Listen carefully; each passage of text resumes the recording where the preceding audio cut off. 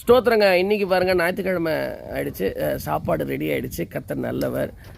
ஒரு வேத பகுதி இருக்குது, மத்தேயு 24ஆம் அதிகாரத்தில் நீங்கள் வாசிச்சுட்டு வந்தீங்கன்னா, வரும் நாட்களில் பஞ்சங்கள், அநேக காரியங்களை குறித்து, இயேசு கிறிஸ்துனுடைய வருகையை குறித்து இங்கே எழுதப்பட்டிருக்கிறது. அதுபோலவே இன்றைக்கி நாட்களில் நம்ம பார்க்குறோம், முக்கியமானது ஒன்று தான், உணவு மாத்திரம்தான் இன்றைக்கி இன்னும் வரும் நாட்களில் ரொம்ப ரொம்ப அவசியமாக இருக்கும். அதே போல் தான் நான் திரும்ப நான் சொல்லிகிட்டே இருக்கிறது என்ன தெரியுமா, நிறைய பேருக்கு நீங்கள் காசை வீணாக செலவு பண்ணுறது. ஒரு படத்துக்கு போய் நான் ஒரு வீடியோ பார்க்கும்போது, ஒரு படத்துக்கு போய் அவங்க சொல்கிறாங்க, இன்றைக்கி 1000 ரூபாய் எனக்கு நஷ்டமாயிடுச்சு, இந்த படம் எனக்கு திருப்தியே இல்லை, இந்த படம் பார்த்த இந்த திருப்தியே இல்லைன்னு சொல்கிறாங்க. அந்த 1000 ரூபாய் இருந்ததுன்னா இன்றைக்கி நிறைய பேர்களுக்கு நம்ம உணவு போட்டிருக்கலாம், உணவு கொடுத்துருக்கலாம்.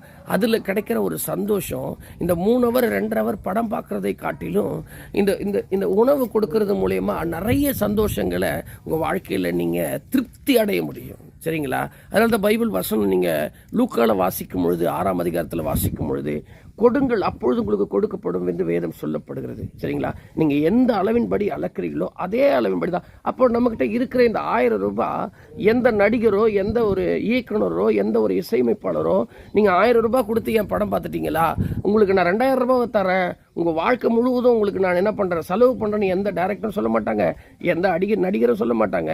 ஆனால் இந்த உணவு மாத்திரம் உங்களுக்கு நீங்கள் கொடுத்தீங்கன்னு வச்சிங்களேன், நிறைய பேருடைய பசியை நீங்கள் போக்கும்போது நிச்சயமாக ஆண்டவர் உங்கள் குடும்பங்களை அவர் ஆசீர்வதிக்கிற தேவனாக இருக்கிறாரு. ஆமாம், நீங்கள் எல்லாத்துக்கும் செலவு பண்ணுறோம், வேஸ்ட்டான செலவு நிறைய. தப்பாக நினச்சிக்காதீங்க. அந்த பார்ட்டி ஏகப்பட்ட காசை நம்ம செலவு பண்ணுறோம். ஆனால் இந்த மாதிரி நீங்கள் சாப்பாடு, இந்த மாதிரி உணவு நீங்கள் செஞ்சு நிறைய பேர்களுக்கு கொடுக்கும் பொழுது நிச்சயமாய் அவர்கள் வயிறு உங்களை வாழ்த்தும். நிச்சயமாக சொல்கிறேனே. என்னப்பா அவன் இப்போ ஒரு மாதிரி பேசிக்கிட்டே இருக்கிறான், என்னன்னே தெரியலங்க, அவனுக்கு ரொம்ப பசியாக இருக்குதுங்க.